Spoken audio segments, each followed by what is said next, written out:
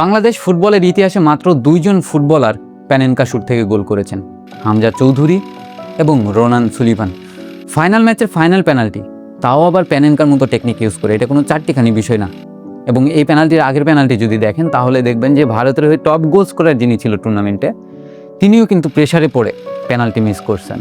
একটা দেশের জন্য অরিজিন ফুটবলার কতটুকু গুরুত্বপূর্ণ হতে পারে এই ম্যাচ থেকে আমাদের বুঝে যাওয়া উচিত। এবং অরিজিন প্লেয়ারদের উপর ভর করে আজ বিশ্ব ফুটবলে অনেক দেশ রাজত্ব করছে, অনেক দেশ ভালো করছে, অনেক দেশে প্রথমবারের মতো বিশ্বকাপ ফুটবলও খেলছে।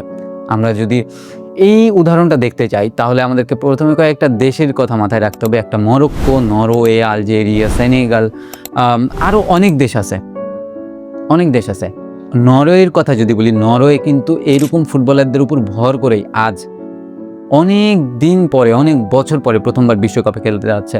আলজেরিয়ার মতো দেশ 2019 সালে অ্যাফকন পর্যন্ত জিতেছে এবং মরক্কো 2022 সালে সেমিফাইনাল পর্যন্ত খেলেছে।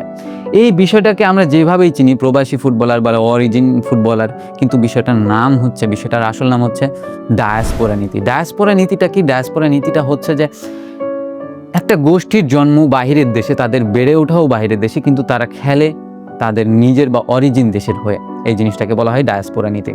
এবং এই জিনিসটা কিন্তু পুরো ফুটবলের এখন বর্তমানে বলতে গেলে একটা ট্রেন্ডের মতো চালু হয়েছে, ট্রেন্ড বলতে পারেন।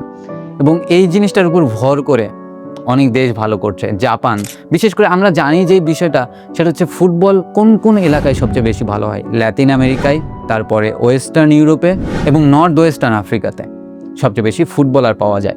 এবং বলা হয় যে কালো বর্ণের মানুষরা কিন্তু ফুটবলের জন্য সবচেয়ে বেশি উপযোগী। তাদের দেহের গঠন কিন্তু ফুটবলার হিসাবে তৈরি হওয়ার জন্যই হয়েছে। হামজা চৌধুরী এবং রোনান সুলিভান যে এরকম প্রেসারের থেকে প্যানেনকা শুট নিতে পেরেছেন, তার একটা কারণ হচ্ছে তারা বাইরের দেশ থেকে ট্রেনিং নিয়েছে। তাই বাইরের দেশ থেকে ট্রেনিং নেওয়ার সুবিধাটা আসলে কি, বিষয়টা আমি আপনাদেরকে খুবই সিম্পল বা বাস্তবধর্মী হিসেবে বোঝাই। ধরেন আপনার একটা বন্ধু গ্রামে লেখাপড়া হচ্ছে, লেখাপড়া কিন্তু সব জায়গাতে হয়। আপনার একটা বন্ধু গ্রামে লেখাপড়া করছে, আপনি সেই জায়গাতে লেখাপড়া করার জন্য শহরে এসেছেন। শহরের একজন ছেলে লেখাপড়ার জন্য বাইরের দেশে গেছে। আপনি স্বভাবতই আপনার গ্রামে থাকা বন্ধুর চেয়ে বেশি ফ্লেক্সিবল হবেন, কারণ আপনি বিভিন্ন জেলার স্টুডেন্টদের সঙ্গে কম্পিটিশন করছেন বা বেটার ট্রেনিং ফ্যাসিলিটিস বা বেটার কোচিং ফ্যাসিলিটিস পাচ্ছেন। এবং আপনার চাইতে কিন্তু যে ছেলেটা বাইরের দেশে গেছে সে আরও বেশি ফ্লেক্সিবল হবে, কারণ কি সে বিভিন্ন দেশের ছেলে মেয়েদের সঙ্গে কম্পিটিশন করছে, সে আরও বেশি ট্রেনিং ফ্যাসিলিটিস পাচ্ছে। বাংলাদেশে যে ট্যালেন্টেড প্লেয়ারদের অভাব, বিষয়টা এরকম না। বাংলাদেশে যেই জিনিসটার অভাব সেটা হচ্ছে একটা সুন্দর ইনফ্রাস্ট্রাকচার এবং বেটার ট্রেনিং ফ্যাসিলিটিস। বাংলাদেশে উন্নত মানের কোচিং সার্টিফিকেশন পদ্ধতি নাই, যেটা বাইরের দেশে আছে।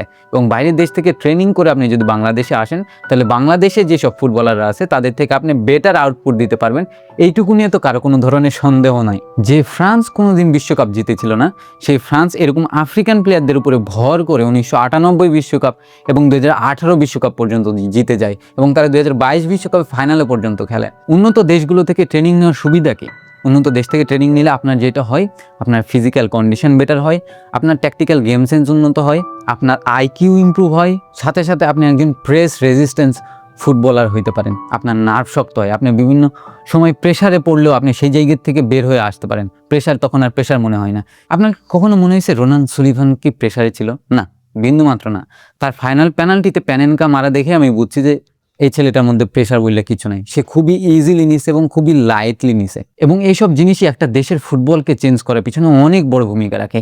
এই যে সাহস, এই যে গার্ডস, এই জিনিসটাই প্রমাণ করে দেয় যে বাংলাদেশ কতটুকু সাহসী। ইন্ডিয়ারা এখন থেকে ভাববে যে বাংলাদেশের এগেনস্টে যদি খেলতে হয় তাহলে আমাদেরকে একটু দেখে শুনে খেলতে হবে, বা ওই রকম প্লেয়ারদের এগেনস্টে আমাদেরকে এরকমভাবে পারফরমেন্স করতে হবে, ওই প্লেয়ারটাকে এইভাবে মার্ক করতে হবে, ওই প্লেয়ারটাকে কখনো ছাইড়া দেওয়া যাবে না। এতে কি হয়? মার্কেট ভ্যালু বা ফেস ভ্যালু বাড়ে। এতে করে আপনাকে অপোনেন্টরা সিরিয়াস নেওয়া শুরু করে। অ্যান্ড গেস হোয়াট, একটা দেশের ফুটবল ইমপ্রুভ করার জন্য এর চাইতে বেশি কিছু আর লাগে না।